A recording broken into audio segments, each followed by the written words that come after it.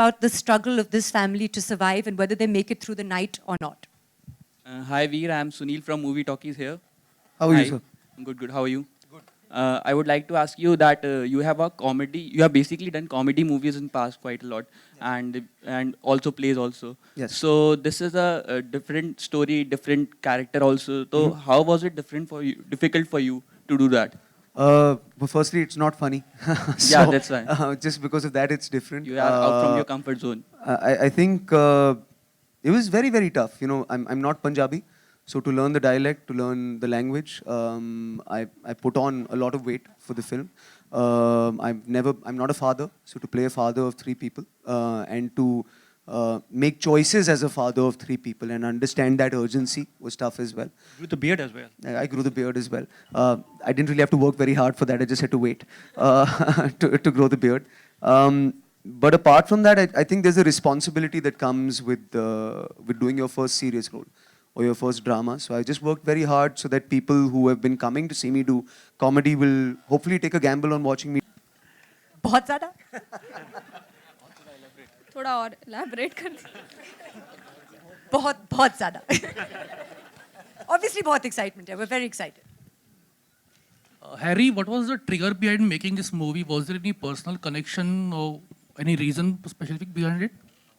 Well, I'm a movie buff. मेरे को cinema में कुछ करने का बहुत शौक था और शुरू से कुछ ना कुछ कहानियाँ ढूंढ रहा था.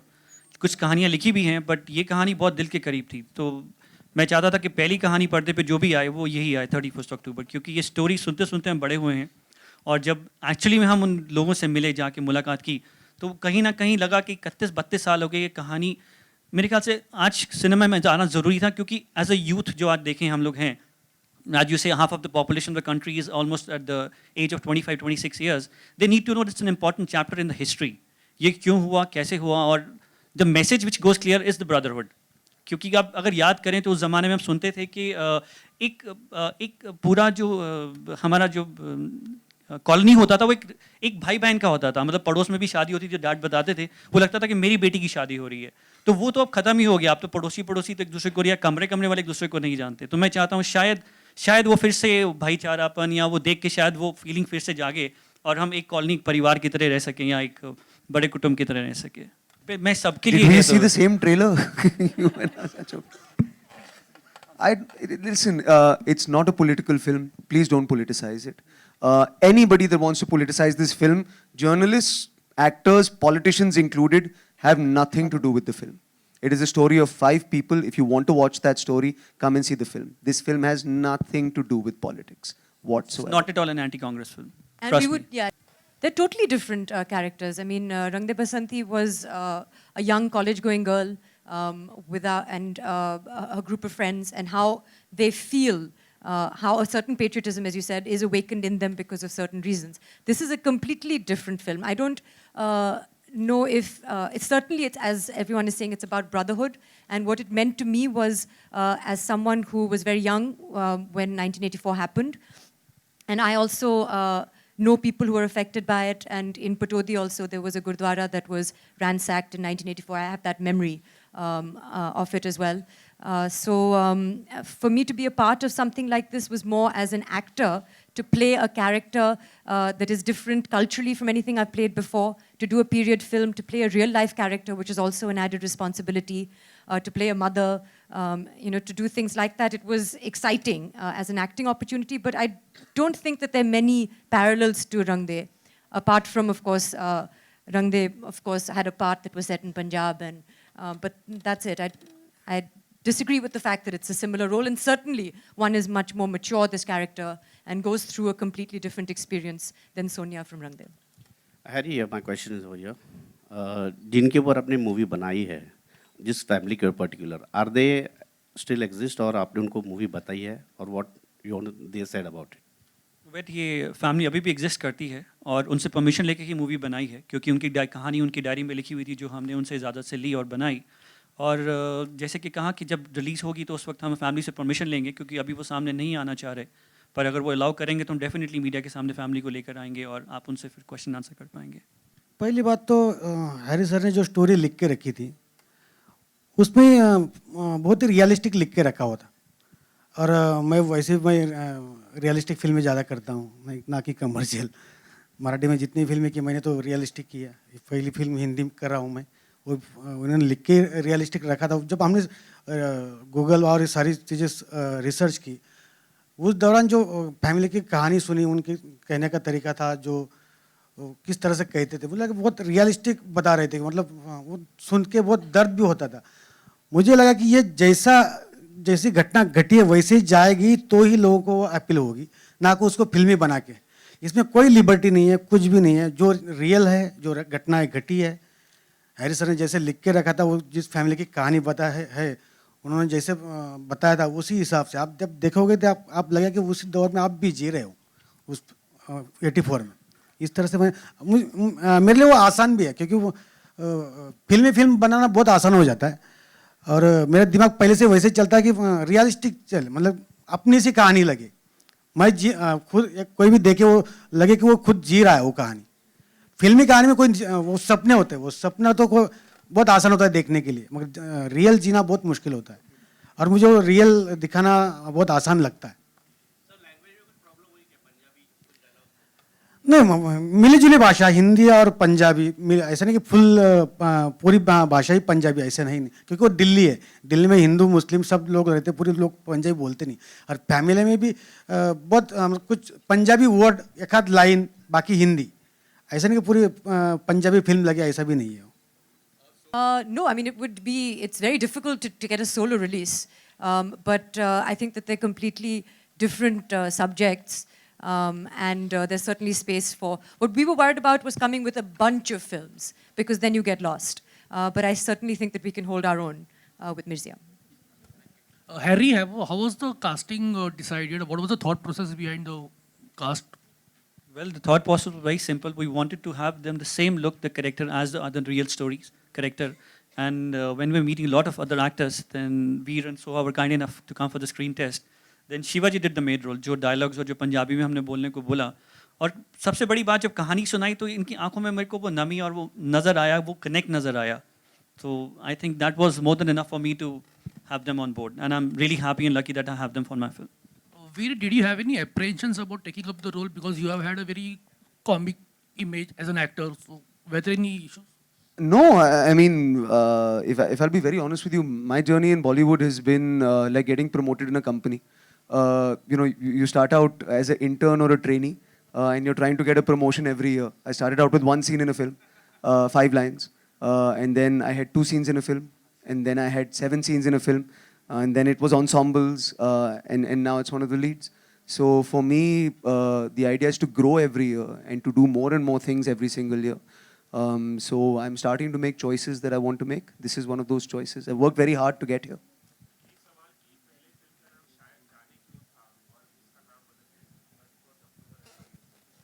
नहीं, वो तो स्टार्टिंग का बहुत शुरू का टाइटल था। जब हम लोग शूटिंग शुरू करने वाले थे तो वो उसका रेलेवेंस नहीं था। टाइटल उसका शुरू से 31 अक्टूबर था, और वो डेट अपने आप में एक इतिहास में एक तिथि है जिसको सुनते याद आता है कि कुछ हुआ था 31 अक्टूबर को। ये 31 अक्टूबर होने के कारण लोग ये भी समझ रहे हैं कि 31 अक्टूबर को रिलीज होगी। ऐसा नहीं है, ये आप 7 अक्टूबर को ही मान करके चलें। Thank you.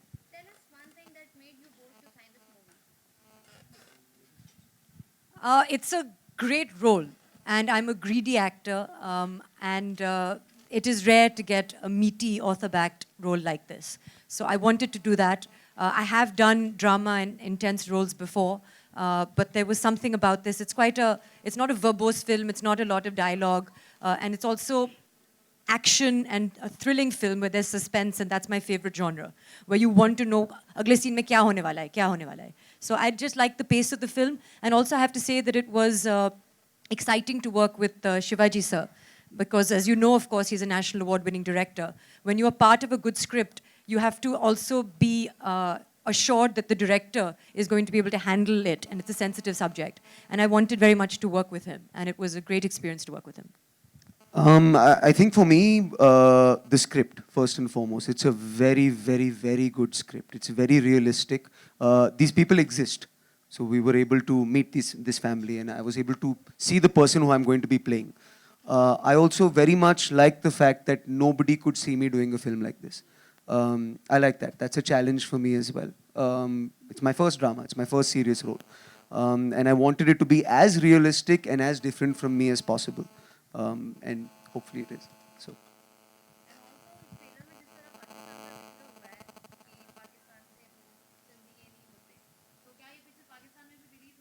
पाकिस्तान में बिल्कुल रिलीज़ होगी, बट वो तो एक डायलॉग है छोटा सा, सिंधी ऐसा कुछ नहीं है तो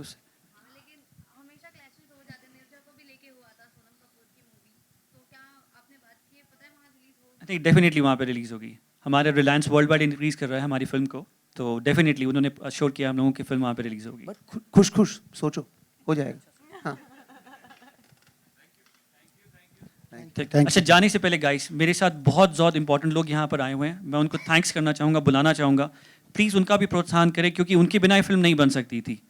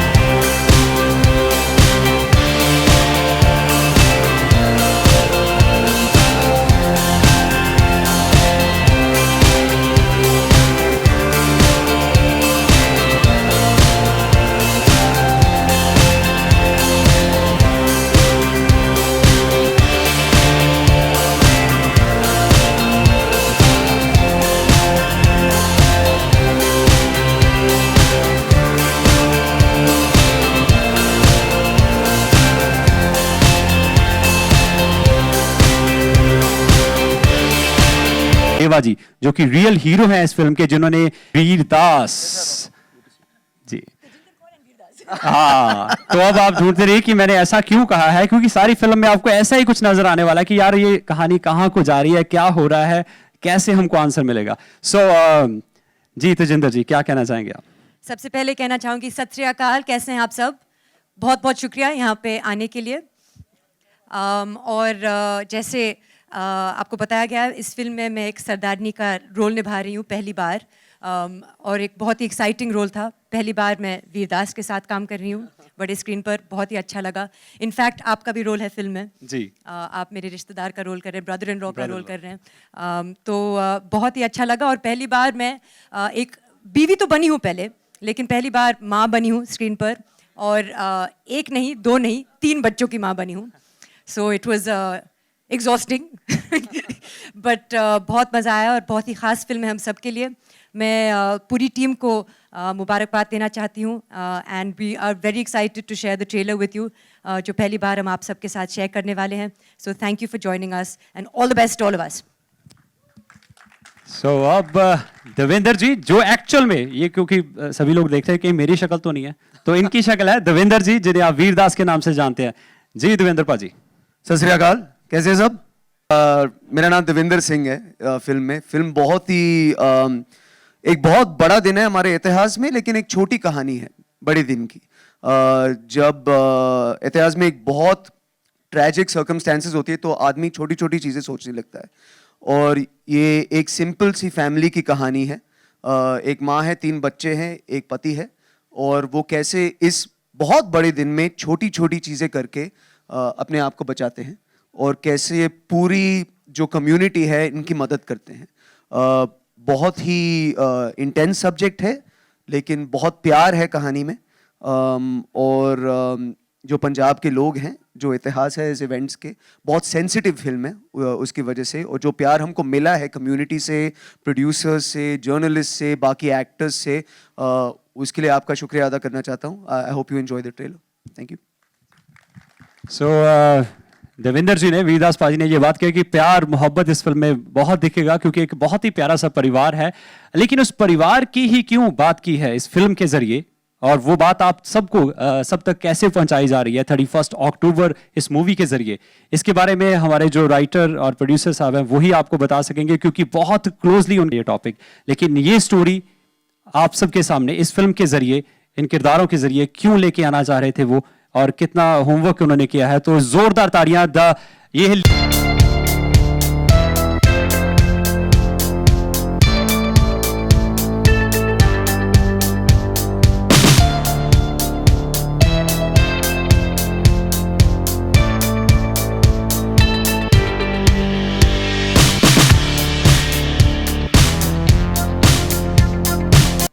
thank you so much for coming here.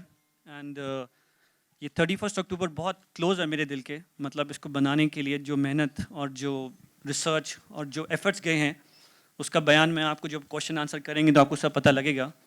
But मेरा sincere thanks to my real heroes of the film, that's Vir Das and Soha, who carried the film on their shoulders. Thank you. आप लोग को फिल्म देख के ऐसा लगेगा कि आप शायद उस एरा में फिर से पहुंच गए हैं. आप उस दौर को फिर से जिएंगे और वो कहानी आप घर लेके जाएंगे. मेरा वादा है आपसे. मैं अपने साथ इनवाइट करना चाहूँगा अपने को प्रोड्यूसर आनंद प्रकाश जी को.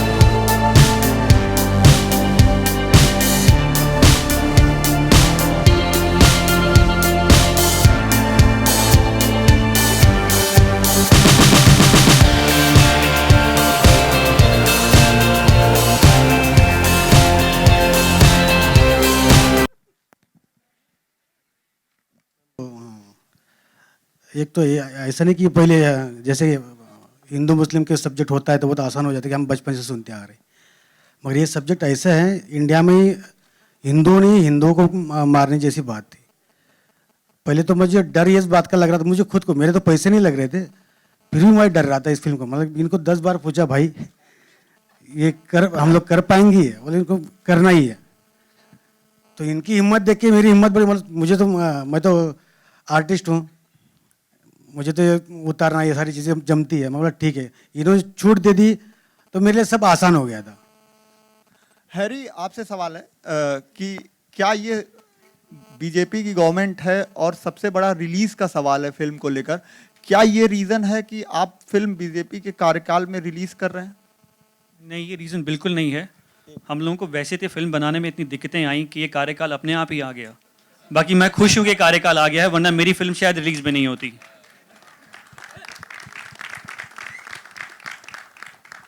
और क्या इस घटना का पूरा जो चीजें हुई थी और जगदीश टाइटलर का भी कहीं ना कहीं जिक्र होगा पिक्चर के अंदर?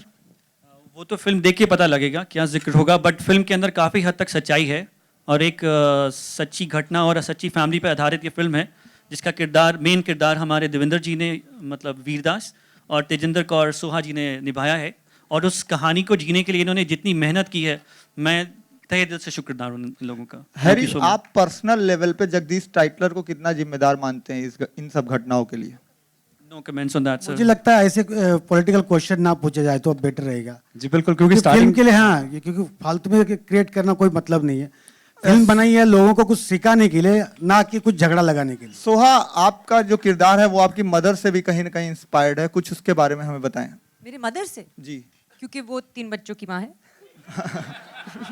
क्योंकि सिमिलैरिटी तो यही है, ना तो वो सरदारनी है, ना तो उन्होंने ये जिया है। तो शायद जो लुक है, स्पेशली वो जो बिंदी वाला लुक, लोगों ने कहा कि देयर इज अ रिजेम्बलेंस। पता नहीं, मैं एक बिंदी लगा देती हूँ तो थोड़ी सी बंगाली लगती हूँ, लेकिन मुझे लगता है कि मैं काफ़ी पक्की सीखनी लग रही हूँ इस फिल्म में। अच्छा, टैक्स फ्री की भी बात हो रही है कि आप लोगों ने टैक्स फ्री के लिए अप्लाई किया है कुछ, तो उसके बारे में कुछ बताएं। मैं इतना कहना चाहूँगा कि जिनको भी दिखाई है उन्होंने बहुत सराहना की है इस फिल्म की और आश्वासन दिया है कि टैक्स फ्री होगी ये, और जनता का अगर साथ रहा तो मुझे विश्वास है कि 100% टैक्स फ्री रहेगी। और जिस स्पीड से आप लगातार क्वेश्चंस पूछ रहे हैं, मतलब उस स्पीड से अगर फिल्म बनाते तो अच्छी होती। मतलब लगातार हट हट। हमने कोशिश तो की वीर, लेकिन क्या करें, हमारा सेट भी आपको पता तोड़ दिया गया। फिर सेंसर में 8-9 महीने घिसते घिसते हम लोगों को यहाँ तक तो पहुँचे हैं हम लोग। बाकी हम तो यही कहना चाहेंगे कि मेहनत बहुत गई है इसमें। किस तरह की दिक्कतें आई सेंसर बोर्ड में, आप कुछ बताएं इस पर। फिल्म को बनाने और बनाने में वैसे मैं बता सकता हूँ, फिल्म बनाने में उतना हमें टाइम नहीं लगा जो बाकी चीज़ें करने में हमें ज़्यादा टाइम लगा। फिल्म का शूट है 65 दिन का शूट है, वो हो गया। उसके बाद हमें जो तकलीफें आई वो सेंसर बोर्ड के लिए ज़्यादा आई है। क्या क्या तकलीफें आई सर? एक तो पहली बार जब हमने फिल्म दिखाई सेंसर बोर्ड वालों को, तो पहले तो रिजेक्ट कर दी फिल्म, क्योंकि आप क्यों ये दोबारा फिल्म लोगों को दिखाना चाह रहे हैं। तो मैंने उनको लगता था कि अभी बच्चे बड़े हो गए, 30 साल के 31 साल के बच्चे, तो आप ये दिखा, मतलब आपको क्या लगता है, आपने फिल्म देखी, आप मैंने कि किसी को उकसाने के लिए फिल्म थोड़ी ना बनाई। मैं तो उन हिंदुओं को फिल्म बनाई है जो देखे, जरूर देखे कि दोबारा ऐसी घटना ना करे, कि हमने जो किया उस दौरान बहुत गलत किया, ये दिखाने की कोशिश हमने इस फिल्म में की है। उनका ये कहना था कि इस मुद्दे को दोबारा उठाने का कोई फ़ायदा नहीं है, और वो हमसे बहुत सारे कट, 40 एक कट मांगे थे हमसे उन लोगों ने, लेकिन हमारी परसिस्टेंस और बार बार जाके समझाना और बार बार मिलना, वो 6-7 महीने जो गए सो गए, लेकिन 9 कट जो बिना फिल्म की स्टोरी को बदले हुए जो हमें मिले, उसके लिए हम शुक्रगुजार हैं कि उन्होंने कम से कम हमको सेंसर तो दिया, दिखाने का मौका दिया। सोहा और वीर, आपसे सवाल है आप दोनों से। 32 साल हो गए इस घटना को, 1984 में इंदिरा गांधी की हत्या हुई थी। 32 साल बाद भी सिखों को इंसाफ नहीं मिला है। आज भी बात की जाती है, आज भी ट्रिब्यूनल बनाए जाते हैं, बोर्ड बनाया जाता है इसकी जांच के लिए। तो ये जो अपना टार्डी लीगल सिस्टम है, उसके बारे में क्या कहेंगे, और जिन्हें इंसाफ नहीं मिला उनके बारे में आप क्या कहना चाहेंगे? आई थिंक पहली बार तो आपको बता दो कि इस फिल्म से किसी को इंसाफ नहीं मिलने वाला है। लोग कहानी देखने के लिए आएंगे ये फिल्म में। आई थिंक बहुत छोटी सी कहानी है। ये मैं बार बार कहूँगा, क्योंकि जब एक इतना बड़ा दिन होता है, ये 5 लोगों का परिवार है, इनको समझ में नहीं आया था कि इंदिरा गांधी का असैसिनेशन हुआ था, क्यों हुआ था, क्या हो रहा था। उनको बिग पिक्चर के बारे में कुछ नहीं मालूम था। उनको बस मालूम था कि हम तिलक नगर में रहते हैं, और तिलक नगर से 6 किलोमीटर दूर राइट्स नहीं हो रहे हैं, वहाँ पर सेफ्टी है। तो उनका जो पूरा संसार था, पूरा वर्ल्ड था, वो बस 6 किलोमीटर का था। ये फिल्म 24-36 घंटों की कहानी है, और ये जो 5 लोग हैं सिर्फ ये छोटी छोटी चीज़ों के बारे में सोच रहे थे। आई थिंक हाँ, एक बहुत डार्क डे है इंडियन हिस्ट्री में। लीगल सिस्टम में डेफिनेटली लूप होल्स हैं, लेकिन अगर लोग आके इस फिल्म को देखकर एक छोटी की फैमिली की कहानी को समझे और कैसे पूरी कम्युनिटी हिंदू और मुस्लिम ने इस फैमिली की मदद की और उससे थोड़ी खुशी मिले, then this film has achieved what it set out to achieve. Harry, आपसे मेरा सवाल है। आप क्या कहना मैं बस चाहेंगे? वही बात दोहराना चाहूंगी, जैसे वीर ने कहा, ये फिल्म किसी को इंसाफ देने के लिए नहीं बनाई गई है। सब अग्री करते हैं कि justice delayed is justice denied. तो जस्टिस तो 1984 के विक्टिम्स को मिलेगी नहीं। आई थिंक ये बात तो साफ है। तो but we made it to share a story, और एक इंटरेस्टिंग स्टोरी, एक ह्यूमन इंटरेस्ट स्टोरी है। 1984 सिर्फ एक बैकड्रॉप है, और ये एक फैमिली की कहानी है जो किसी की कौम भी हो सकती थी। They happen to be Sikh in this particular instance. मैं सुहा जी के कंटिन्यूशन में एक बात और बता दूं कि वास्तव में दिल्ली में उत्तम नगर के पास एक विधवा कॉलोनी भी है। उस समय की लगभग 400 फैमिलियां अपना जीवन यापन कर रही हैं। यदि न्याय की बात होती तो आज तक वो क्लियर हो जाता। हैरी, आपसे मेरा सवाल है। 31 अक्टूबर 1984, हम सिर्फ जो घटना संदर्भ है उसके बारे में कहानियां सुनते हैं, लेकिन कई लोग ऐसे हैं जो इस हादसे का शिकार हुए हैं। तो कहीं ना कहीं कोई एक ऐसी फैमिली होगी जिसके ऊपर ये पूरा सटार जो है बेस्ड है। तो कौन सी ऐसी स्टोरी थी जिस प्लॉट को आपने उठा करके अपनी फिल्म में डाला, सोहा और वीर का कैरेक्टर? जी, ये कहानी एक फैमिली की ही है। हम लोग जब रिसर्च कर रहे थे तो हम लोग काफ़ी ऐसे उस टाइम जर्नलिस्ट और उस टाइम के जो विक्टिम्स थे उनसे मुलाकात हुई। तो उसी दौरान एक डायरी हाथ लगी एक फैमिली की, जिन्होंने वो पूरा अपना नरेशन लिखा हुआ था, उनके साथ क्या क्या हुआ उस दिन से लेके उन 3-4 दिनों के बीच। तो उस डायरी के अंदर कुछ जो खास बात हमें ये लगी कि वो कहानी ना सिर्फ उनकी जर्नी की थी, बल्कि उन नॉन सिख भाइयों की भी थी जिन्होंने खुद अपनी जान को जोखिम में डाल के उस फैमिली को बचाया। और उस वक्त उस दौर में एक ऐसा नॉन सिख या हिंदू भी था जिसने अपनी जान गंवाई उस फैमिली को बचाने के लिए।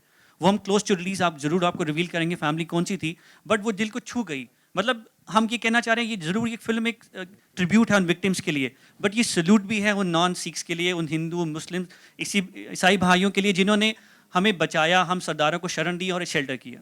जी, और दूसरा सवाल ये भी है कि फिल्म का जो बैकड्रॉप है, जो सुनने में ये आया है कि दिल्ली में ही बेस्ड ये कहानी बनाई गई है, जबकि ये जब घटना हुई थी, चाहे वो बिहार हो, झारखंड हो, उत्तर प्रदेश हो, हर कोई इस हादसे का शिकार हुआ था। तो कुछ उस पर बताएंगे कि वहाँ की भी कुछ कहानियों को आपने समेटा है इस फिल्म के जरिए? नहीं सर, हम 1-2 घंटे का वक्त है सिनेमा में स्क्रीन उतारने का, जिसमें शिवाजी ने बहुत अच्छे से उतारा है उस कहानी को, दर्शाया है, बहुत मेहनत भी लगी है। उस 2 घंटे में बहुत सारी फैमिली को हम मिक्स नहीं कर सकते थे। हमने वो रात की कहानी दिखाई है और पूरा जस्टिस करने की कोशिश किया है। सेट भी हमें बनाने के लिए बहुत मेहनत गया हमको, क्योंकि दिल्ली तो दिल्ली अर्बन लगता है, उस टाइम का वो माहौल लगता भी नहीं है। तो घुंघराना एक गाँव है लुधियाना में, जहाँ हमने सेट बनाए, जो बीच में तोड़े भी गए, फिर हमने दोबारा बनाया उसको और अपना शूटिंग पूरा किया। आप उस एरा में फिर जाएंगे, उस टाइम का रहना, खाना पीना, स्वभाव सब आपको नजर आएगा फिल्म के अंदर 80s का। और ये आखिरी सवाल है मेरा कि फिल्म रिलीज होने जा रही है, कहा यह जाता है कि इस तरीके की फिल्में अगर सिनेमा घर पे रिलीज होती हैं तो कुछ लोग होते हैं जिनको आपत्ति होती है कि शायद उनकी वो चीज़ें आपने अपने ढंग से सही तरीके से बताई है, लेकिन शायद उनको ऑब्जेक्शन हो, तो आप उस चीज़ के लिए तैयार हैं? मैं बिल्कुल तैयार हूँ। मैं तो जब से शुरू किया तब से ऑब्जेक्शन ही फेस करता हुआ आ रहा हूँ। कभी तो किसी आप वो से बता दीजिए कौन सा पार्ट होगा जिससे लोग ऑब्जेक्शन उठाएंगे? मुझे नहीं पता। मैं मेरे साथ मेरी टीम है, ये टीम मेरे को सपोर्ट कर रही है। ये हम सारे ऑब्जेक्शन इकट्ठे मिलकर सोल्व करेंगे। और एक चीज बता दीजिए, डॉक्यूमेंट्री नहीं है सर, ये फिल्म है, फिक्शनल फिल्म है। और जो भी आपको गुस्सा आएगा वो, मेरा सवाल यही है, बहुत सारी इंटरटेनमेंट फिल्में रिलीज होती हैं, हाँ, हर किसी को ऑब्जेक्शन होता है, फिल्म रिलीज नहीं हो पाती है, कंट्रोवर्सी क्रिएट होती है। हाँ, जैसे कि पिछली शाहिद कपूर की जो फिल्म थी उसको लेकर के भी बहुत सारी प्रॉब्लम क्रिएट हुई। मेरा सवाल वही है कि इस तरीके से फिल्मों को लोग जो है सेंटिमेंट हर्ट्स होते हैं, जबकि आई डोंट थिंक कि सेंटिमेंट लोग फिल्म देखते भी नहीं है, लेकिन ऑफेंड हो जाते हैं। हाँ, मतलब गुस्सा होना है तो फिल्म देख के गुस्सा हो जाओ। हाँ, बस टिकट ले लेना, उसके बाद गुस्सा हो जाना, प्लीज। और सुनो यार, मतलब इंडिया बहुत बड़ी जॉइंट फैमिली है, 1.2 बिलियन लोग हैं। आप 2 पौधों का पिक्चर लगा दो लाइक सिनेमा पे तो कोई उस पे भी गुस्सा हो जाएगा, ठीक है? तो it's fine. मतलब अगर पूरी जॉइंट फैमिली खाने के ऊपर बैठी हुई है और खाना खा रही है, एक गुस्सा चाचा होगा, एक पागल मामा होगा, लेकिन खाना खा के गुस्सा हो जाना, बस मैं इतना कह रहा हूँ. जी सो आप भी कुछ कह रही थी. नहीं, मैं वही कह रही थी, और ओपिनियंस तो सबके होने चाहिए. We just want people to be peaceful. देखिए एक चीज़ और है कि हर कदम चलने पे ठोकरें तो आती हैं. तो इस चीज़ के लिए एक शायर ने कहा है कि मुश्किलें दिल के इरादे आजमाती हैं, हुस्न के पर्दे निगाहों से हटाती हैं, हौसला मत हार गिर कर है मुसाफिर, ठोकरें इंसान को रास्ता दिखाती हैं. सुभान अल्लाह. हम लोगों ने तो ठोकरें खा करके रास्ता निकाला है. ट्रांसलेशन टिकट ले लेना बस. Thank you so much guys and wish you all the best. Thank you very much. Thank you very much. Soha here. Soha, you just said that शायद the 1984 के victims को justice नहीं मिलेगी. You know, ये बात तो साफ है. Why would you say so? Is there no hope at all?